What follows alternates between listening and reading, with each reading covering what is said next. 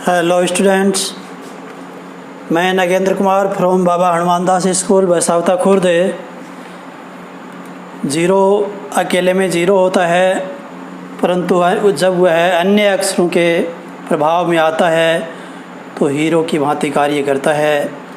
इसके साथ ही ज़ीरो एक सम संख्या है, ज़ीरो एक भाज्य संख्या है, यह एक धनात्मक संख्या भी है और ऋणात्मक संख्या भी है, वास्तविक संख्या भी है तथा पूर्णतः काल्पनिक संख्या भी है। अगर ज़ीरो में कोई संख्या को जोड़ा जाए या ज़ीरो को किसी संख्या में जोड़ा जाए अथवा किसी संख्या में से ज़ीरो को घटाया जाए तो उसका मान कोई प्रभावित नहीं होता, अर्थात वही संख्या प्राप्त होती है। जैसे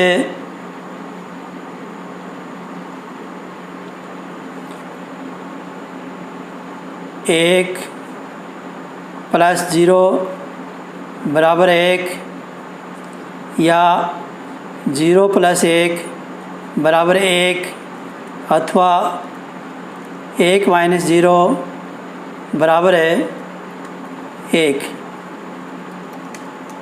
परंतु अगर किसी संख्या को ज़ीरो में से घटाया जाता है तो उसका मान ऋणात्मक हो जाता है। जैसे ज़ीरो माइनस एक बराबर माइनस एक, ऋणात्मक संख्या प्राप्त होती है। ज़ीरो को किसी भी संख्या से गुणा करने पर या किसी भी संख्या ज़ीरो में किसी भी संख्या का भाग देने पर मान ज़ीरो ही प्राप्त होता है। जैसे कोई भी संख्या हो जिसको ज़ीरो से गुणा किया जाए, जैसे ज़ीरो गुणा एक बराबर ज़ीरो या एक गुणा ज़ीरो बराबर ज़ीरो अथवा ज़ीरो भाग एक बराबर ज़ीरो, ज़ीरो भाग एक, ज़ीरो भाग दो, ज़ीरो भाग तीन, किसी भी संख्या का भाग देंगे तो ज़ीरो प्राप्त होगा। किसी भी संख्या को ज़ीरो से गुणा करेंगे तो ज़ीरो प्राप्त होगा। परंतु किसी भी संख्या में ज़ीरो का भाग नहीं दिया जा सकता, ये अमान्य है। अगर कोई संख्या में ज़ीरो का भाग देते हैं तो इन्फिनिटी अनंत प्राप्त होता है और ज़ीरो में भी ज़ीरो का भाग नहीं दे सकते। जैसे ज़ीरो भाग ज़ीरो बराबर है अनंत, अपरिभाषित है, अपरिभाषित।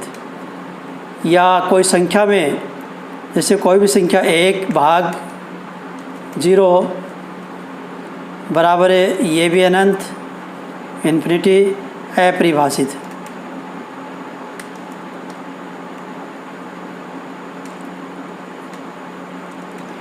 ज़ीरो के ऊपर कोई भी घात हो या ज़ीरो का वर्ग, ज़ीरो का घन, ये सब ज़ीरो होते हैं।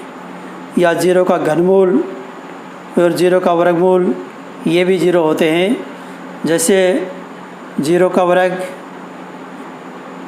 बराबर ज़ीरो और ज़ीरो की घात तीन यानी ज़ीरो का घन बराबर ये भी ज़ीरो, ज़ीरो का वर्गमूल बराबर ज़ीरो और ज़ीरो का घनमूल अगर प्राप्त करते हैं तो ये भी ज़ीरो प्राप्त होता है।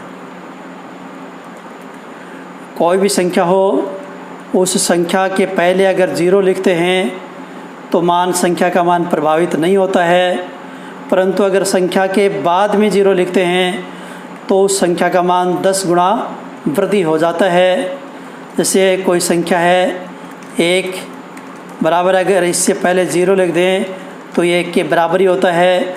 परंतु ये एक इसके आगे बाद में ज़ीरो लिख दें तो इसका मान 1 गुणा 10 यानी 10 गुना वृद्धि हो जाता है। इसी प्रकार से दशमलव की संख्याओं के साथ ज़ीरो का क्या प्रभाव है वो देखेंगे। अगर दशमलव से पहले ज़ीरो लग जाता है तो उसके मान को कोई प्रभावित नहीं करता, और दशमलव की संख्या के बाद में ज़ीरो लगता है तो भी उसके मान को प्रभावित नहीं करता है। परंतु अगर दशमलव और उस संख्या के बीच में 0 लगता है तो वह उस संख्या के मान को 10 गुना तक घटा देता है। जैसे अगर 1 है, दशमलव 1 है, इसको हम 0.1 भी लिख सकते हैं। यानी दशमलव से पहले 0 लगाएं, मान पर कोई प्रभाव नहीं पड़ेगा। और अगर हमें 0.1 बराबर है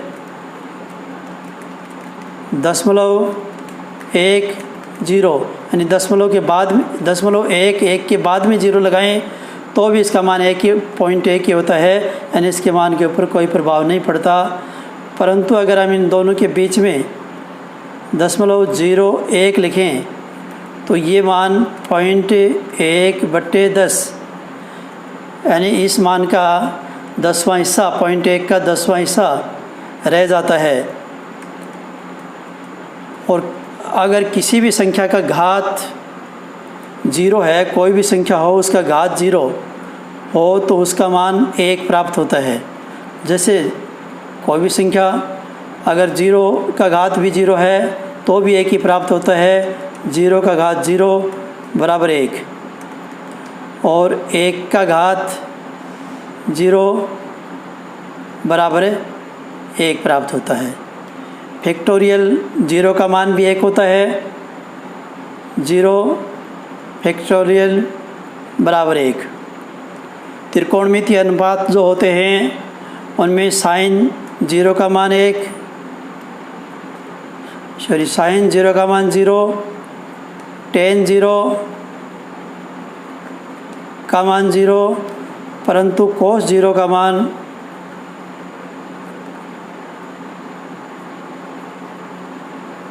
1 होता है। इस प्रकार से आप देखते हो कि 0 किस प्रकार से इन संख्याओं के मान को एक हीरो की भांति प्रभावित करता है।